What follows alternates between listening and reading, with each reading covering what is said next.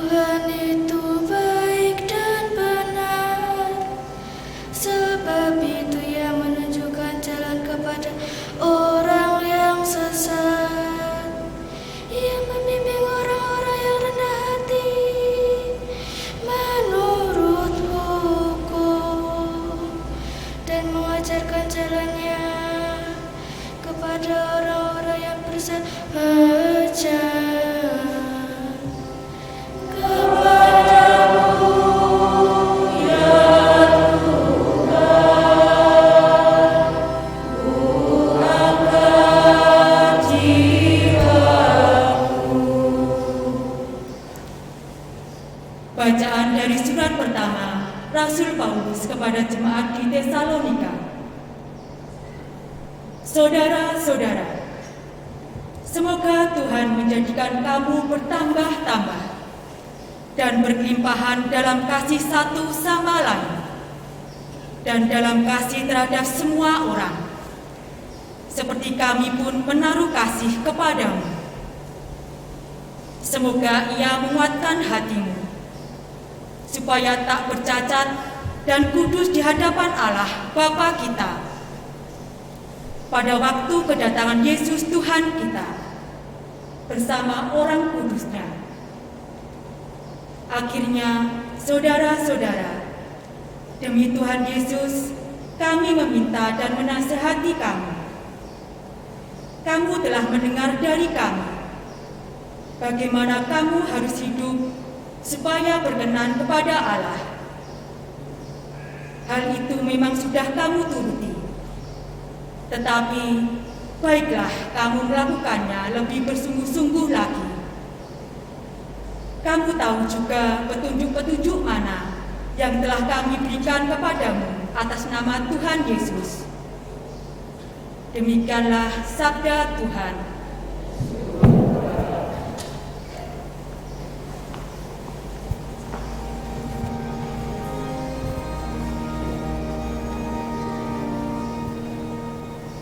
Alleluia, alleluia.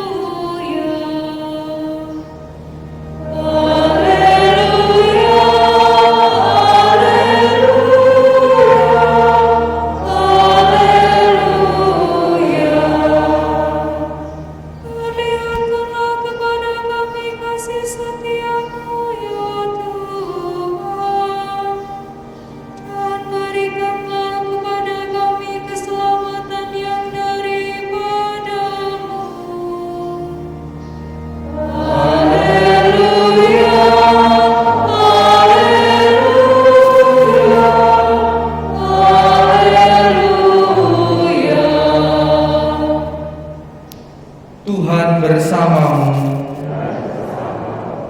Inilah Injil Yesus Kristus menurut Lukas.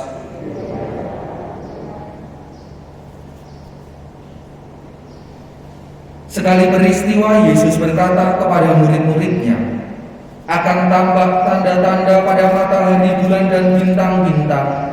Bangsa-bangsa di bumi akan ketakutan dan bingung menghadapi deru dan gelora laut. Orang akan mati ketakutan karena kecemasan berhubung dengan segala sesuatu yang menimpa bumi ini. Sebab kuasa-kuasa langit akan goncang. Pada waktu itu orang akan melihat Putra Manusia datang dalam awan dengan segala kekuasaan dan kemuliaannya. Apabila semuanya itu mulai terjadi, bangkitlah dan angkatlah kepalamu, sebab pembebasanmu sudah dekat. Oleh karena itu, jagalah dirimu, supaya hatimu jangan dibebani oleh pesta pora dan kemabukan, serta kekhawatiran hidup sehari-hari, dan supaya hari Tuhan jangan dengan tiba-tiba jatuh ke atas dirimu seperti suatu jerat. Sebab hari itu akan menimpa semua penduduk bumi ini. Berjaga-jagalah senantiasa sambil berdoa, supaya kamu mendapat kekuatan untuk luput dari semua yang akan terjadi itu, dan supaya kamu tahan berdiri di hadapan Putra Manusia." Demikianlah sabda Tuhan.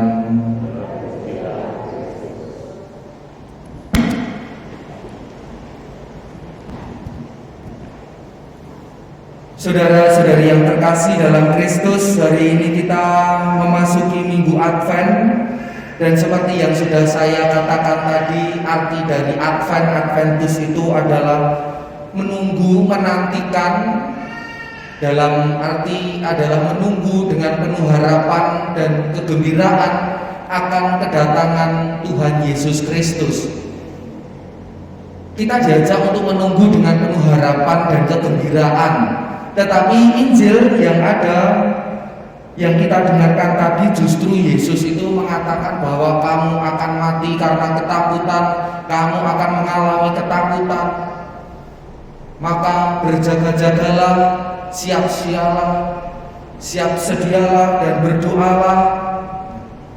Ini antara bersukacita, ketakutan, berjaga-jaga, ini suatu hal yang berlawanan. Tapi maksudnya apa? Bahwa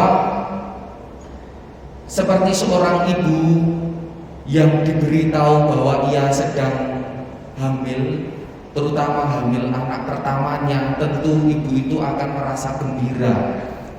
Apalagi itu sudah diharapkan, anak yang diharapkan, dirindukan, pasti akan mengalami kegembiraan. Tapi apakah cukup dengan kegembiraan itu nanti akan menjamin anaknya nanti akan lahir dengan sehat dan ibunya juga selamat? Kegembiraan itu harus diwujudkan dengan juga sikap berjaga-jaga, sikap siap sedia, sikap merawat bayi yang ada dalam kandungan si ibu, juga merawat ibu sendiri. Arti berjaga-jaga, siap sedia adalah seperti itu. Di mana di tengah kegembiraan itu tentu juga akan ada kekhawatiran-kekhawatiran yang muncul.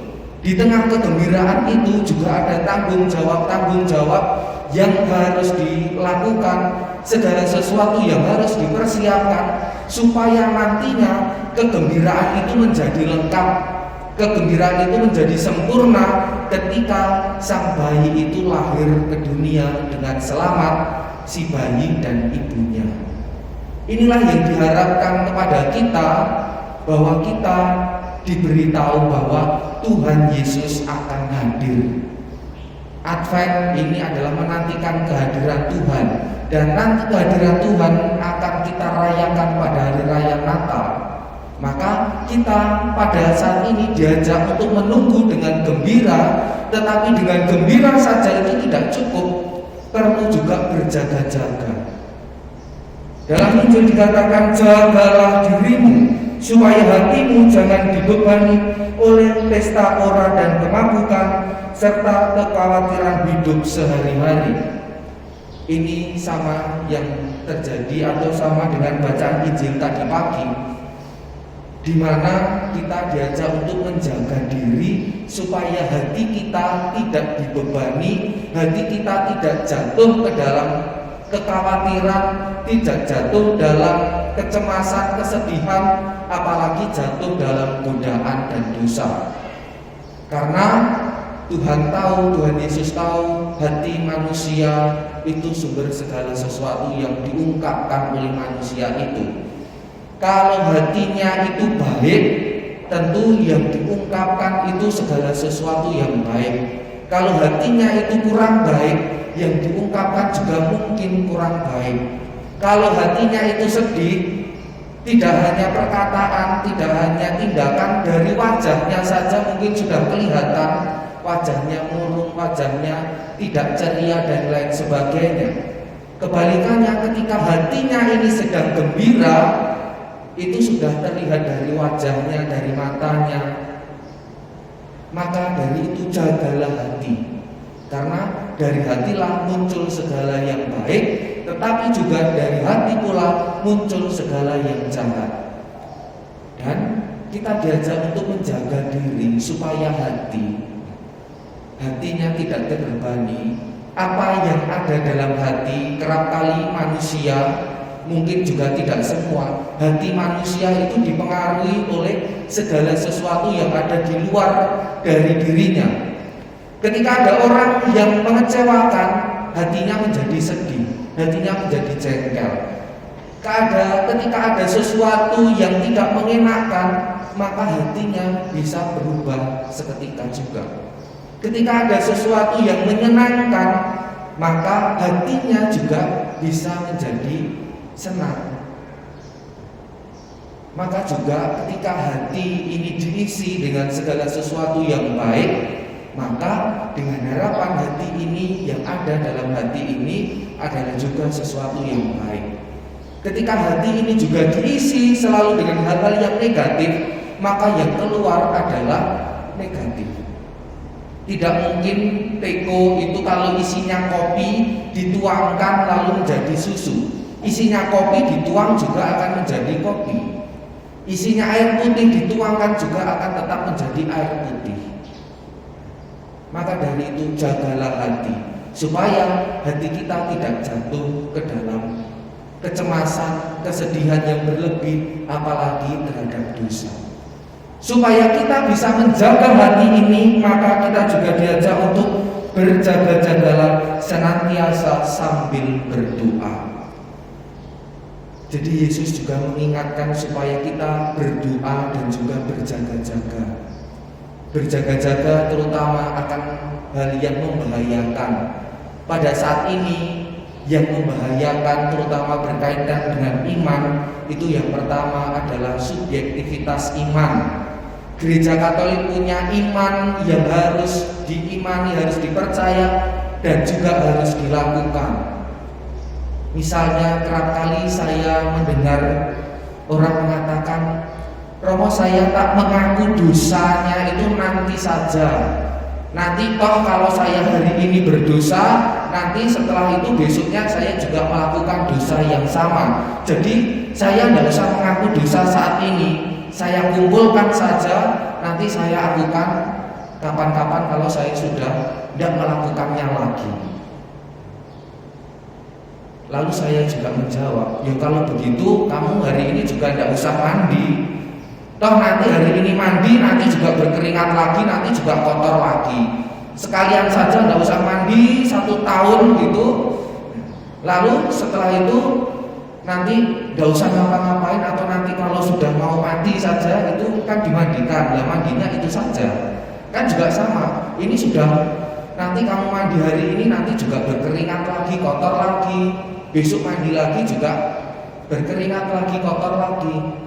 Yang artinya bahwa subjektivitas iman itu adalah iman yang menurutnya sendiri benar. Padahal Misalkan tadi, contoh tadi, mengaku dosa itu adalah sarana yang diberikan oleh gereja, dan itu secara istimewa hanya dimiliki oleh gereja Katolik, yang diberikan kepada umat Katolik, terutama yang sudah dibaptis, agar dia bisa diampuni dari segala dosanya. Dia dipastikan bahwa dia diampuni dari segala dosanya ketika dia hidup. Ini adalah suatu anugerah dari Tuhan. Dan Tuhan tidak memikirkan dalam ajaran iman itu, Tuhan tidak memikirkan nanti kamu mau berdosa yang sama lagi, jatuh di lubang yang sama lagi sampai berapa kali pun, ketika kamu mengaku dosa itu akan tetap diampuni. Dan tidak ada dosa yang terlalu besar bagi Tuhan yang tidak bisa diampuni oleh Tuhan, sejauh orang itu mau bertobat dan mau menyesali segala dosa-dosanya. Yang ada hanya manusianya yang tidak mau mengakui dosa dan menyesal dan bertobat. Maka ruang pengakuan dosa ini menjadi sebuah sarana bagi manusia untuk mendatangkan anugerah dari Tuhan. Maka jangan disalahartikan bahwa nanti saya juga dosa lagi, dosa yang sama, jadi nanti dikumpulkan saja. Itu adalah bahaya subjektivitas iman. Lalu juga mungkin ada yang berpikiran kalau nanti saya tak membaptiskan anak itu kalau sudah dewasa saja, anak supaya bisa memilih. Nanti kalau sudah bisa memilih sendiri, nanti bisa bertanggung jawab atas pilihannya. Padahal yang diajarkan oleh gereja, baptislah anak itu sedini mungkin. Kalau orang tua punya pemikiran nanti supaya dewasa itu bagus, tapi apakah orang tua juga bisa menjamin anak itu bisa sampai dewasa hidupnya? Beberapa kali kasus juga anak yang baru berusia 1 bulan meninggal ada. Anak berusia 1 tahun, 2 tahun, 3 tahun meninggal juga ada.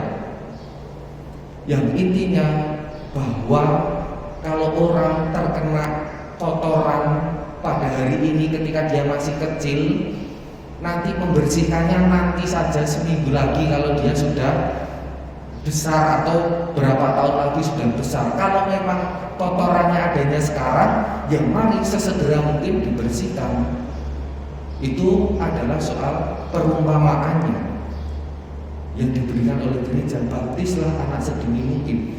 Ini juga mungkin juga berlaku subjektivitas iman ini dalam berbagai hal kehidupan kita yang berkaitan dengan iman. Kita merasa bahwa saya sudah melakukan hal yang benar, tetapi itu tidak sesuai dengan iman kita. Lalu bahaya yang kedua pada saat ini, zaman ini adalah ateisme praktis. Ateis itu adalah orang yang tidak percaya kepada Tuhan karena ditambah praktis, maka di mulutnya dalam tindakannya itu percaya kepada Tuhan, di mulutnya mengaku saya percaya kepada Tuhan. Mungkin juga dalam tindakannya itu dia juga berdoa, dia juga datang ke gereja, dia juga datang ke lingkungan, juga membaca kitab suci, tetapi apa yang dilakukan terhadap orang lain itu tidak sesuai dengan yang diajarkan Yesus, tidak sesuai dengan yang diajarkan iman kita. Iman kita mengajarkan bahwa ketika ada orang bersalah mengampuni. Dan ketika kita tidak mau mengampuni, itulah yang disebut dengan ateisme praktis, di mana sebenarnya kita tidak percaya kepada iman kita. Kita diajari untuk berbuat kasih, berbuat kebaikan. Ketika kita tidak berbuat baik, sebenarnya disitulah kita melakukan ateisme praktis itu. Dan masih banyak lagi contoh-contoh, apalagi juga kita juga diajarkan iman kita dalam 5 perintah gereja.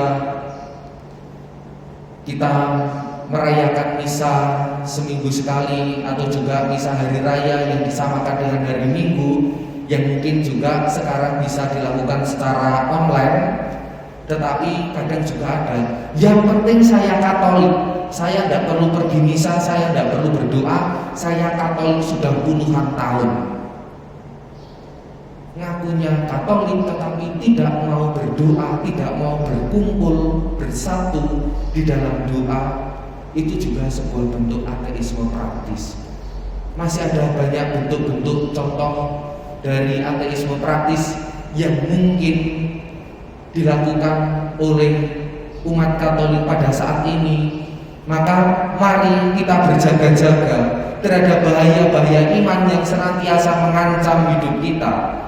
Tidak hanya bagi Anda tetapi juga bagi saya, bagi para imam dan juga bagi para umat, semuanya diajak untuk berjaga-jaga sambil berdoa. Kiranya kita tidak bisa hanya mengandalkan kekuatan manusia saja, maka kita perlu berdoa, mengandalkan kekuatan Tuhan terhadap segala sesuatu yang di luar kemampuan manusia. Apa yang lemah, yang tidak mungkin karena kelemahan manusia, itu akan menjadi mungkin karena kekuatan Tuhan. Berkat Tuhan senantiasa menyertai kita semua.